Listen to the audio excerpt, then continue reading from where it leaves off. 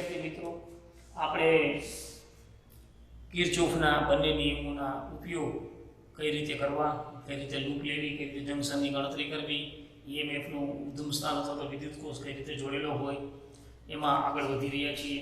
ત્યાર પછીનો આપણો ટોપિક છે વિસ્ટન બ્રિજ.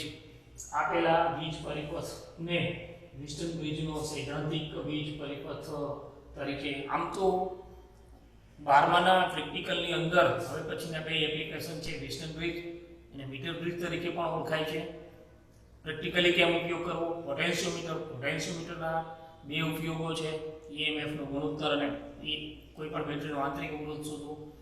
પ્રેક્ટિકલમાં પણ છે, થિયરીમાં પણ એ જ વસ્તુ ક્યાંક આપણને આપેલી છે.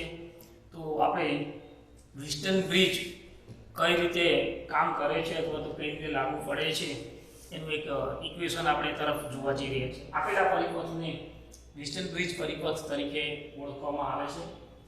ચતુષ્કોણ જેવા વિભાગમાં દેખાતા A અને C બિંદુ વચ્ચે આપણે બેટરી અથવા તો પ્રાપ્તિસ્થાન જોડવામાં આવે છે. A અને C ની વચ્ચે બેટરી અથવા તો ઉદ્ગમ સ્થાન જોડવામાં આવે છે. આને આપણે બેટરી ભુજા તરીકે ઓળખવાના છીએ. બેટરી ભુજા તરીકે ઓળખાય છે. બેટરી ભુજા તરીકે ઓળખાય છે. B અને B વચ્ચે ગેલ્વેનોમીટર જોડવામાં આવે છે. B અને B ની વચ્ચે ગેલ્વેનોમીટર જોડવામાં આવે છે. ગેલ્વેનોમીટર જોડવામાં આવે છે. ગેલ્વેનોમીટર ભુજા તરીકે પણ ઓળખવામાં આવે છે.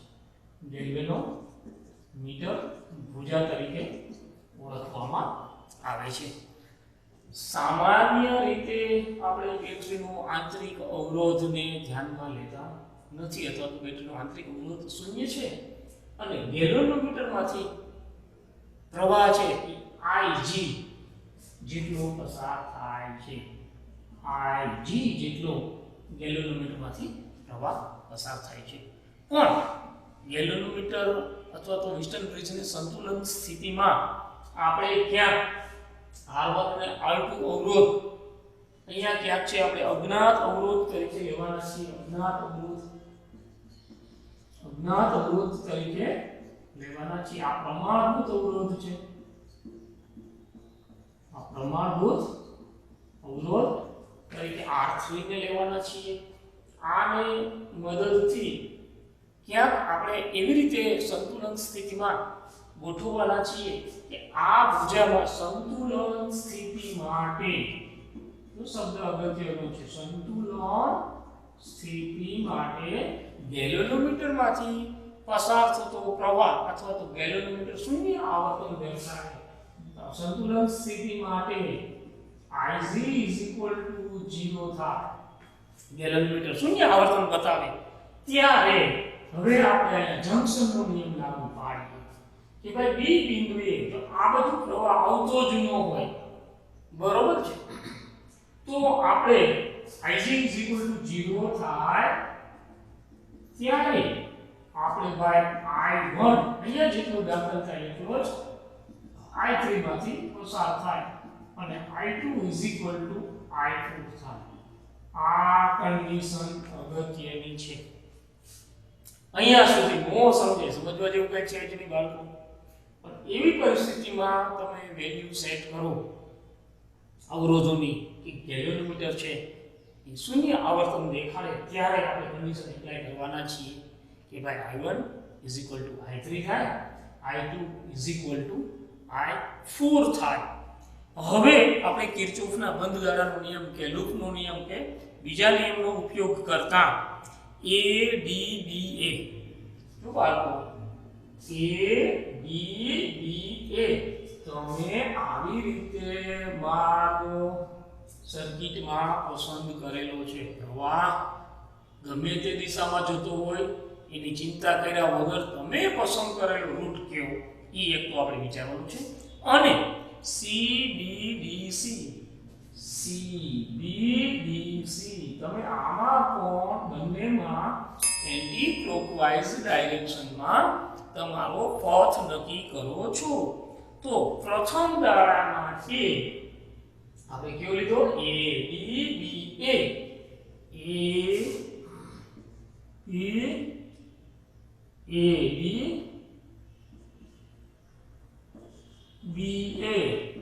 બંધ ગાળા માટે આપણે કિર્ચોફનો બીજો નિયમ અથવા તો બંધ ગાળાનો નિયમ લાગુ પાડીને જો આપણે લખવું હોય તો તમે પસંદ કરેલો માર્ગ અને પ્રવાહ બંને એક જ દિશામાં છે માટે આપણે R1 ના બે છેડા વચ્ચેના વિસ્થિતિમાનની કિંમત માઈનસ I1 R1 લખવાના છીએ। અહીંયા સુધી પહોંચ્યા પછી તમે અહીંયાથી પસાર થાવ છો ગેલ્વેનોમીટરમાંથી પ્રવાહ પસાર થતો નથી માટે ગેલ્વેનોમીટરના બે છેડા વચ્ચેનો વિસ્થિતિમાનનો તફાવત શૂન્ય। અહીંયા પહોંચ્યા પછી તમને પ્રવાહ સામો મળે છે તો I2 R2 તમારે પોઝિટિવ લખવું જોઈએ =0। ટેક્સ્ટ બુકમાં અહીંયા નજીકમાં જ લખ્યું છે Ig 0 એ ભાઈ અહીંયા આ કારણ કે હોવું જોઈએ Ig 0 એટલે આ 0 એટલે આ નજીક છે અથવા તો અહીંયા તમે સમજી ગયા છો થોડું દૂર સમજો બ્રેકેટ હાવ નજીક આવી ગયો છે એટલે ભૂલ ન થાય ગુણાકારમાં નથી બંધ લૂપમાં વિસ્થિતિમાનનો સરવાળો શૂન્ય થાય આ એક બિંદુએ ba લીધું હોય તો જમણી બાજુએ ba લખી શકાય બે ba ઉડી જાય આપણે બે પીરિયડ પહેલા જેમ સમજાવ્યું હતું તેમ અથવા તો ba ઉડી જાય પછી અંદરના ઘટકો ના જ આપણે સરવાળાને ધ્યાનમાં લેવા જોઈએ।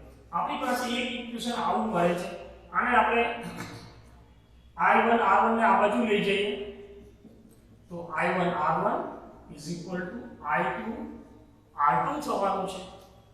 I1 ના છેદમાં I2 હું લખી નાખું તો R2 ના છેદમાં R1 આપણી પાસે એક સમીકરણ આ લૂપ માટે આવું આપણને જોવા મળે। હવે બીજો લૂપ આપણે લઈએ કે ભાઈ બીજો લૂપ આપણો એવો છે કે C B D C બંધ ગાળા માટે આ બંધ ગાળા માટે તમે લખશો તો પહેલા તો આપણે C થી અહીંયા ટેક્સ્ટ બુકમાં ભલે લખ્યું આપણો પ્રવાહ સામો મળે છે એટલે પહેલા તો આપણે I4 R4 લખી નાખીએ I4 R4 +0 માઈનસ અહીંયા તમારી પ્રવાહની દિશા અને તમારી દિશા સરખી જ છે કે માઈનસ I3 R3 0। આ કન્ડિશન એપ્લાય કરતા કે ભાઈ I4 લખ્યો છે અહીંયા હું I2 લખી શકું +0 માઈનસ I3 લખ્યો છે અહીંયા I1 લખી નાખું R3 0। હું આને આ બાજુ લઈ જાઉં છું તો આપણને I1 R3 I2 R4 મળે વળી પાછો I1 ના છેદમાં I2 R4 ના છેદમાં R3 આવું સમીકરણ 2 મળે। સમીકરણ 2 અને 1 ને તમે જો સરખાવી દો તો R2 ના છેદમાં R1 R4 ના છેદમાં R3 થાય અને અજ્ઞાત અવરોધને તમે સૂત્રનો કર્તા બનાવી દો R4 ને કે R4 R3 R2 ના છેદમાં R1 જેવું સમીકરણ થાય। અજ્ઞાત અવરોધની વેલ્યુ છે જ્ઞાત અવરોધ છે આ પણ જાણીતા જ અવરોધો છે એની ઉપરથી તમે અજ્ઞાત અવરોધની વેલ્યુ તો આ ક્યાંક એના સંતુલનની શરત છે અને આની ઉપરથી આપણે દાખલાઓ અથવા તો આપણે ગણતરીમાં ક્યાંક પરીક્ષામાં પૂછાય તો આપણે જવાબ લખી શકીએ। બાળકો વિસ્ટન બ્રિજમાં ટૂંકું અને ટચ જો તમે યાદ રાખવા માંગતા હો તો આપણે એ યાદ રાખવાનું આના છેદમાં આ અવરોધ આના છેદમાં આ અવરોધ આટલું જો ટૂંકું તમે યાદ રાખશો ને તો સરળ રહેશે। પરીક્ષામાં ઘણી વખત પ્રશ્નો જ્યારે પૂછાય છે ત્યારે બાળકો બંધ ગાળા મન પડે એમ લે પછી છેલ્લે સાબિતી તો આપી દે। તમે પરીક્ષામાં જાઓ ત્યારે તમને ખબર પડે પેપર ખોલાવો અને જોવા જાઓ કે સાહેબ અહીંયા ક્યાંક ભૂલ થઈ છે તો આવું ભૂલની સંભાવના વધેલી છે પડેલી છે અહીંયા ભાઈ તમે બંધ ગાળો લ્યો કિર્ચોફનો નિયમ લાગુ પાડે તો કિર્ચોફ વાળા ભલે આડા નવડા અવરોધ લખો, તમે જે માર્ગ પસંદ કરો છો એ માર્ગ જ હાલ્યા જાઓ. આપણે એન્ટી ક્લોકવાઇઝ લીધું છે એ જરૂર નથી, તમે ક્લોકવાઇઝ લેશો તો એ જ જવાબ આવશે. ક્લોકવાઇઝ લ્યો કે એન્ટી ક્લોકવાઇઝ લ્યો પણ ભાઈ સિમિલરિટી રાખજો. દરેક વખતે જે કાંઈ લ્યો ને અહીંયા રજૂઆત છે ને લાઈનમાં કરજો. લાઈનમાં નહીં કરો તો બનવા જેવું છે કે ઉતાવળે પરીક્ષકો છે એ ભૂલ કરવાની સંભાવના છે અને પરીક્ષામાં સાવ સાચું હોય અને ખોટું પાડી દે ને તોય તકલીફ થાય છે. એટલે સમીકરણ સાચું ધરવાઈ જવું જોઈએ. હવે ત્યાર પછી ઉદાહરણ 3.9. હવે આને આ ફિગર ઉપર જ આપણે વેલ્યુ લખી નાખીશું. આમાં આપણે સમજી ગઈ કે ભાઈ આપણે ડિસ્ટન્સ બ્રિજમાં છે આપણે સંતુલનની શરત, ડિસ્ટન્સ બ્રિજ એટલે સંતુલન માટે જ્યારે કેલ્વિનમીટર શૂન્ય આવર્તન દર્શાવતું હોય ત્યારે જો આપણે કામને આગળ વધારીએ છીએ. પણ એવું જરૂરી નથી કે પ્રારંભિક અવસ્થામાં જ્યારે વેલ્યુ સેટ કરેલી ન હોય ત્યારે કેલ્વિનમીટર ગમે તે દિશામાં રીડિંગ બતાવતું હોય તો આપણે પહેલા અહીંયા છે એ વેલ્યુ લખી નાખીએ કે ભાઈ આ R2 હું અહીંયા વેલ્યુ લખું છું. R2 ની કિંમત આપણને 100 ઓહમની આપેલી છે. અહીંયા 10 ઓહમ આપ્યું છે, અહીંયા 60 ઓહમ આપ્યું છે, બરોબર છે. અહીંયા 5 ઓહમનો અવરોધ આપ્યો છે, 5 ઓહમનો અવરોધ આપી દીધો છે, બરોબર છે. અને પાવર સપ્લાય 10 વોલ્ટની આપી દીધી છે, 10 વોલ્ટની. અહીંયા તમારે કેપિટલ E બિંદુ લેવું હોય તો લઈ શકો, એમાં કંઈ બહુ ફેર પડવાનો નથી. પણ હવે જ્યારે તમે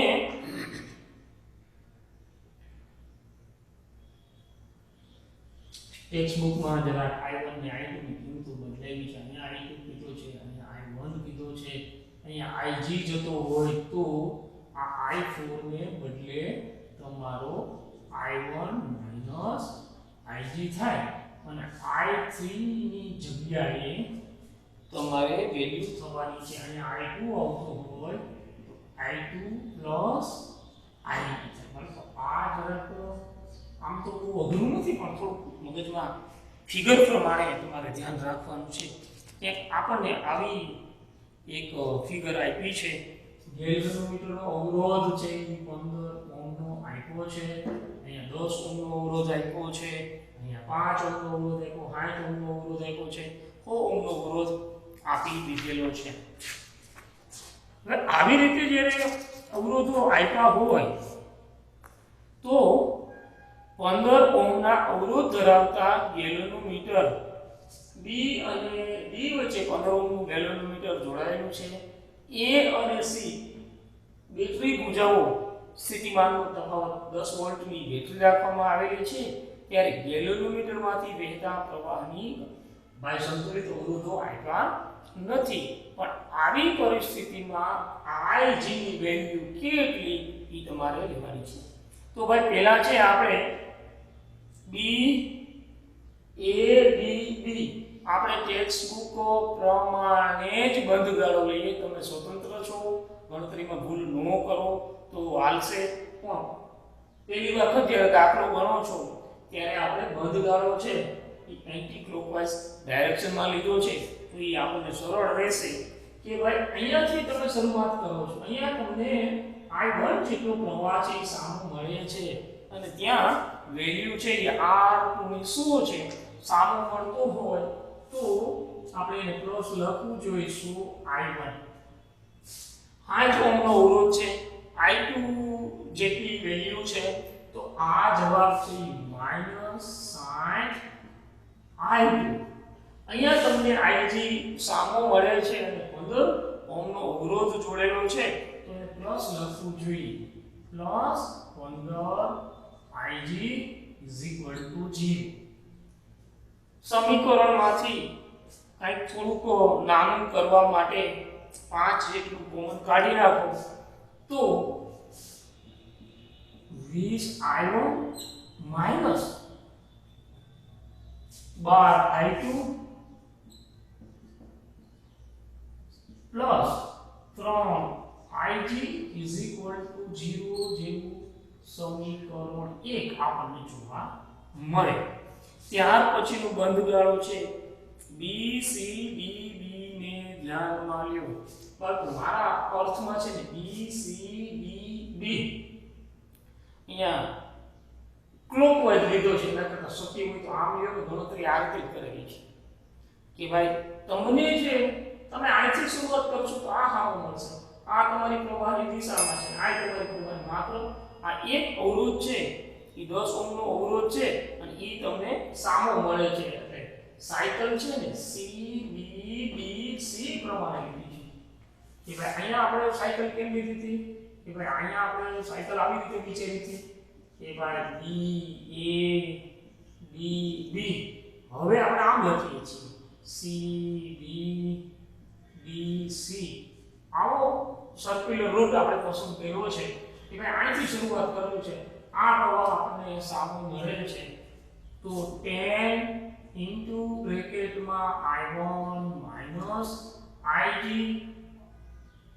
આ માઈનસ થશે કારણ કે તમે પસંદ કરેલો રૂટ અને પ્રવાહની દિશા સમાન છે તો માઈનસ 15 IG થવાનું છે.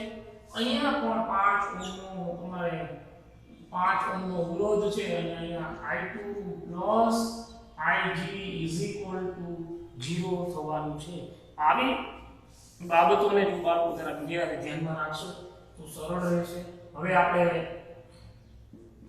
10 I1 minus 10 IG minus 15 IG minus 5 I2 minus 5 IG is equal to 0. I1 10 I1 10 10 ને 5 15 15 ને 5 30 બરોબર છે. 15 ને 15 30 30 IG minus 5 I2 is equal to 0. 5 common કાઢી લો તો I1 બરોબર છે 6 IG minus I2 is equal to 0. આ તમારું સમીકરણ 1 છે અને આને આપણે 2 નંબર આપી દઈએ. આ તમારું સમીકરણ 2 થવાનું છે કે 2I1 6IG minus I2 is equal to 0. હજુ એક બાળકો આપણે વિસ્તૃતિમાં તફાવત આવી જાય બંધગાળો લઈએ A B C E A માટે આ રૂટ આપણે પસંદ કર્યો છે. A B C અહીંયા E કીધું છે. આવી રીતનો માર્ગ આપણે પસંદ કરેલો છે બંધગાળા માટે. આવી રીતે આપણે વાપરીએ છીએ. તો હવે કે ભાઈ બંધગાળો A B C E A માટે ટેક્સ્ટ બુકમાં અહીંયા ગાળો આ લીધો છે સર્ક્યુલર રૂટ ઊંધો પસંદ કર્યો છે. કાંઈ વાંધો નહીં, આપણે સૌનો રૂટ જ પસંદ કરીએ કે ભાઈ આ જવાબ છે એ તમારો ક્યાંક પેલા આપણા લીધો છે એ પ્રમાણે લઈ શકાય. ત્રીજી કન્ડિશન આપણને ટેક્સ્ટ બુકમાં આવો ગાળો આપ્યો છે A થી B C પછી પાવર સપ્લાય ઉપર A.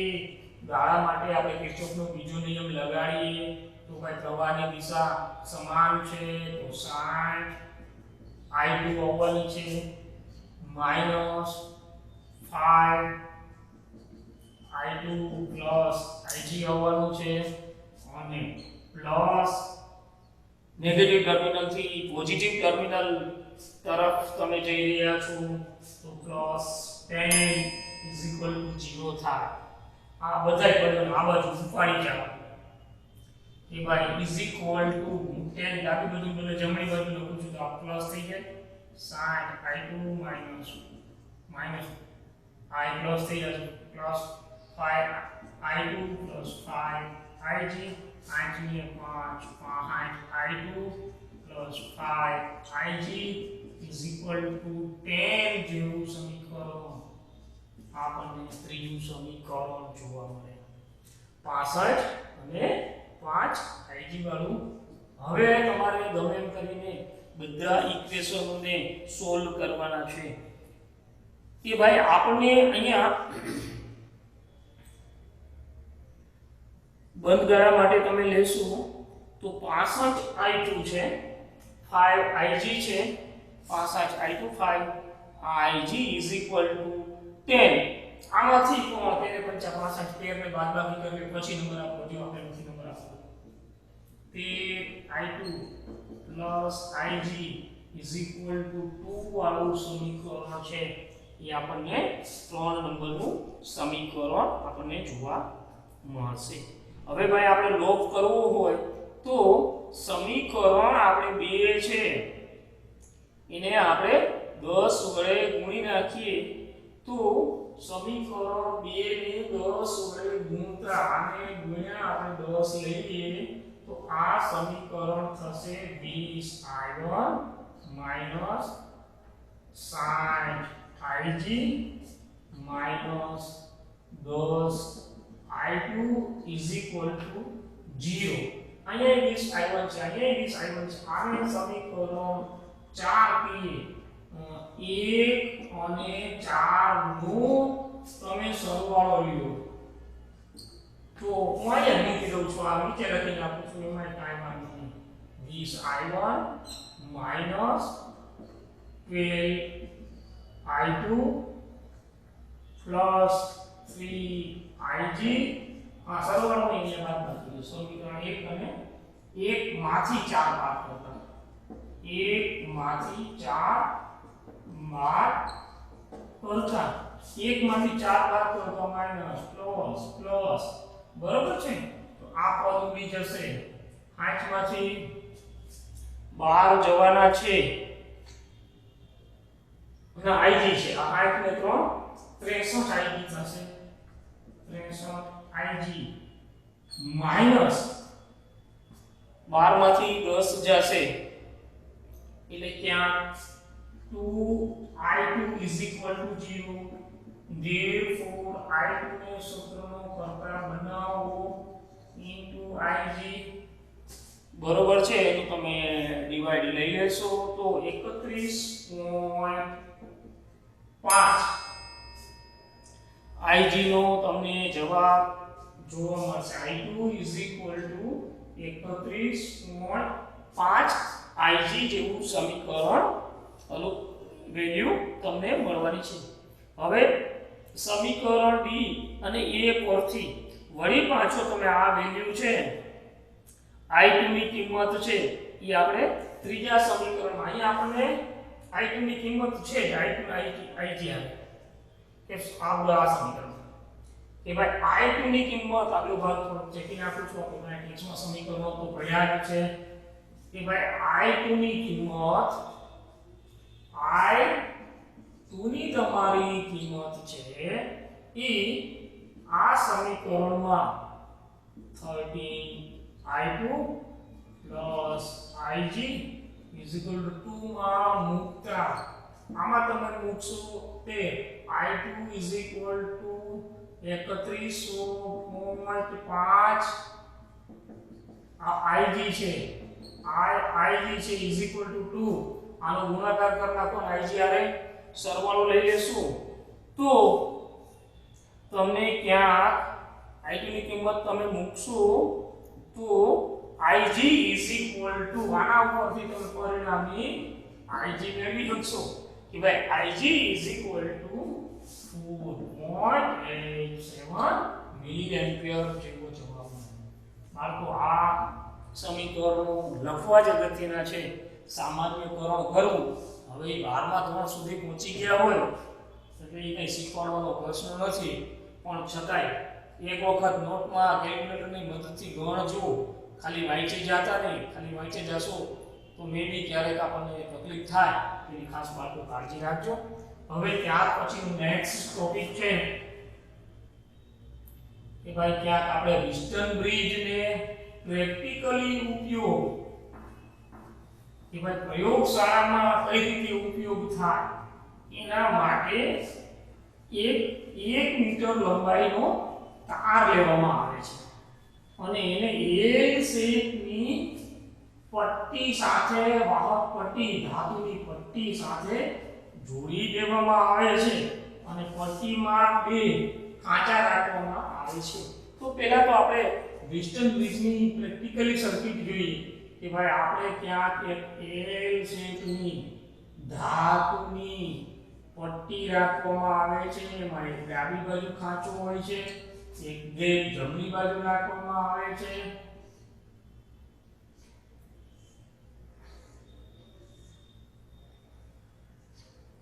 અને આ બે ટર્મિનલ વચ્ચે 1 મીટર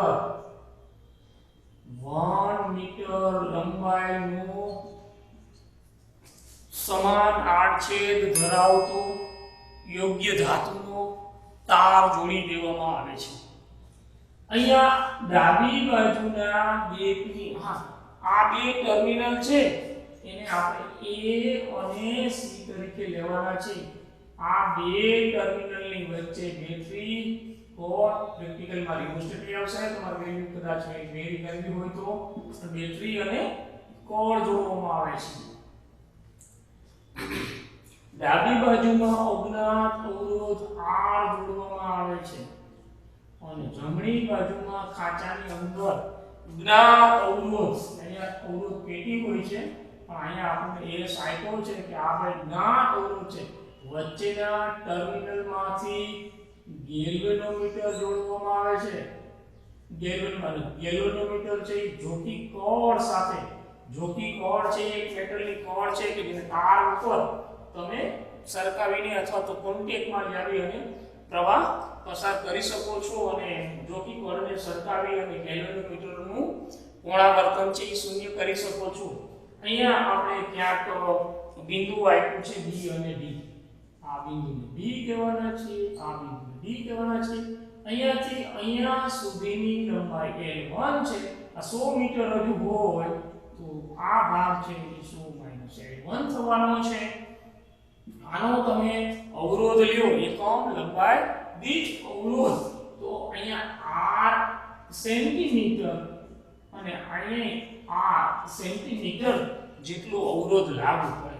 બાળકો બેઝિક પહેલા આટલું જોઈ લો કે આ એક અજ્ઞાત અવરોધ R છે, અજ્ઞાત અવરોધ છે. આ આપણે તાર ઉપર જોકી કરીને સરકાવીએ છીએ કે 0 થી ડિસ્ટન્સમાં આપ્યું છે. આ 1 મીટર લંબાઈનો તાર છે એટલે જ માટે આને મીટર બ્રિજ તરીકે ઓળખાય છે. અને ધારો કે અહીંયા તમારે 40 મિલીમીટર પાછળનો ફટકો છે 60 નો થાય, એ તો આપણે બેઝિક સમજવા પૂરતું છે. ચાર ભુજાઓ A અને B, વાહક પટ્ટી પણ આદર્શ હોય છે એટલે એમાં બહુ ડાઉટ કરવાનું કે આ પટ્ટીનો અવરોધ ઓલી પટ્ટીનો અવરોધ આ બધો અવરોધ કેટલો હશે હરકો ચેક કરીને આપણે વધીએ છીએ કે ભાઈ અહીંયા A અને B આપણે ચાર ગેજ છે કે ભાઈ A અને B એની વચ્ચે કેટલો અવરોધ છે 8. ત્યાર પછી B અને C, B અને C વચ્ચેનો અવરોધ છે એ આટલો છે. C A અને D પેલા લઈ લઈએ તો R સેન્ટીમીટર L1 છે અને D અને C લઈ લઈએ તો R સેન્ટીમીટર 100 L1 જેટલો ગેપમાં અવરોધ આપણી પાસે છે. જો મીટર બ્રિજ સંતુલન સ્થિતિમાં હોય, સંતુલન સ્થિતિમાં હોય તો R ના છેદમાં S is equal to આના છેદમાં આ હોય તો આના છેદમાં આ આપણે લખી શકાય. R સેન્ટીમીટર L1 છેદમાં R સેન્ટીમીટર 100 L1 કે ભાઈ R ના છેદમાં S is equal to L1 ના છેદમાં 100 L1. ઘણી વખત વિદ્યાર્થી મિત્રો છે આને L2 તરીકે ઓળખતા હોય છે. 100 L1 is equal to લંબાઈ L2 પણ લેવાય. વધારાનો ફટકો 60 40 હોય તો 60 થાય એમ હું જ્યારે બોલું છું ત્યારે 100 માંથી 40 બરાબર 60 થઈને L2 કહી શકાય પણ ડાયરેક્ટ L2 L1/L2 લ્યો તો પણ કાંઈ વાંધો નથી. અને આપણે અજ્ઞાત અવરોધની વેલ્યુ શોધવી હોય તો જ્ઞાત અવરોધ L1 ના છેદમાં 100 L1 સમીકરણની મદદથી તમે વિસ્ટન બ્રિજ ની કેલ્ક્યુલેશન છે એ કરી શકાય. અજ્ઞાત અવરોધની વેલ્યુ વિસ્ટન મીટર બ્રિજ, વિસ્ટન બ્રિજ અને આવી રીતે પ્રેક્ટિકલી યુઝ કર્યો હોય અને મીટરની લંબાઈનો તાર હોય તો આને મીટર બ્રિજ પણ કહેવાય છે. અને આ પ્રેક્ટિકલી સાધન છે. થિયરીમાં પણ આપણે સમજાવશે, જ્યારે પ્રેક્ટિકલ કરવાનું થશે ત્યારે પ્રેક્ટિકલમાં પણ આપણે સમજાવવાના છે. આનું એક ઉદાહરણ આપણે જોઈએ બાળકો. આનું ઇક્વેશન આપણે યાદ રાખવાનું છે. અજ્ઞાત અવરોધ, અહીંયા આપણે આનું ઇક્વેશન લખી નાખીએ. અજ્ઞાત અવરોધ, જ્ઞાત અવરોધ L1 ના છેદમાં 100 માઈનસ L1 જેવા સમીકરણની મદદથી લિસ્ટર બ્રિજનો આપણને અવરોધ જોવા મળે. હવે ત્યાર પછી 3.9 નું ઉદાહરણ આપ્યું છે બાળકો. મીટર બ્રિજ ઉપરનું ઉદાહરણ આપ્યું છે. 3.9 ખૂબ જ સમજવા જેવું છે. થોડુંક પરીક્ષાની દ્રષ્ટિએ તો અગત્યનું હોય જ, પણ આપણું બેઝિક કન્સેપ્ટ કેટલા ક્લિયર છે એને જાણવા માટે છે. 1 મીટર બ્રિજ આકૃતિમાં દર્શાવ્યા પ્રમાણે 33.7 સેન્ટીમીટર આગળ તટસ્થ બિંદુ અથવા તો સંતુલન પોઈન્ટ મળે છે. એ ભાઈ L1 તમારું તટસ્થ અંતર છે એ 33.7 સેન્ટીમીટર નું મળે. L2 કેટલું થવાનું છે જરા ગણી લ્યો કે 66.3. આ L2 કેટલું થવાનું છે 66.3. એ આપ્યું નથી, તમારે વિચારવાનું છે. 2 માંથી 33.8 બાદ કરશો L2 અથવા તો 100 માઈનસ L1 લેશો. આ પોઈન્ટ છે 66.3 નું છે. જો S ને શરૂઆતમાં આ કન્ડિશન છે. હવે S ને સમાંતર 12 ઓહ્મનો અવરોધ જોડવાનો છે. S ને સમાંતર હજુ એક બીજો અહીંયા 12 ઓહ્મનો અવરોધ તમે સમાંતર જોડો છો ત્યારે સંતુલન બિંદુ બીજી કન્ડિશન આવશે ત્યાં તટસ્થ બિંદુ L1 છે એ 51.9 થાય. જો L1 51.9 થતું હોય તો ઓલું 48.1 જેવો જોવા મળે. તો R અને S ના મૂલ્ય શોધો. પહેલા અવરોધ જોડ્યો, S અને સમાંતર અવરોધ જોડેલો નથી ત્યારનું ઇક્વેશન આપણે આવું કંઈક લખી શકાય કે ભાઈ R ના છેદમાં S L1 ના છેદમાં 100 માઈનસ L1. કે ભાઈ આ જવાબ છે R ના છેદમાં S આપણને 33.8 આપ્યું છે અને 66.3 થાય. આવું આપણને એક જવાબ આપણને ઇક્વેશન નંબર 1 આપણને જોવા મળે. કે ભાઈ આ ઇક્વેશન આપણે સીધું સંતુલનની શરત માટે લગાડી દઈએ અથવા તો લાગુ પડે. હવે આપણે S ને સમાંતર 12 ઓહ્મનો અવરોધ સમાંતર જોડેલો છે. એ ખાલી જગ્યામાં અવરોધ S થી S ઇક્વલ થાય. હવે આનો આપણે S ઇક્વિવેલન્ટ, R ઇક્વિવેલન્ટ ની ગણતરી કરતા હતા ને, એમ S ઇક્વિવેલન્ટ લેવો પડે. S ઇક્વિવેલન્ટ શું થવાનો છે કે બેનો ગુણાકાર એટલે 12 S છેદમાં 12 S છે ઓ બાળકો 5 વાંચતાની 12 S into આપણે નીચે સરવાળો કરવાનો છે કે 12 ના સરવાળા જેટલો આપણે S ઇક્વિવેલન્ટ ને લઈ શકાય. હવે ત્યારે આપણને સંતુલન સ્થિતિ આપી છે કે ભાઈ તમારું L1 છે એ 51.9 તો L2 કેટલું થશે 48. R હવે પાછું ઇક્વેશન આપણે સમાંતર જોડે પછી લખીએ કે R S equivalent is equal to આપણને તટસ્થ પોઈન્ટ છે એ 51.9 નું આપ્યું છે તો ભાઈ આ 48.1 નું થાય. હવે આપણે R ને સૂત્રનો કરતા બનાવી દઈએ. બરોબર છે.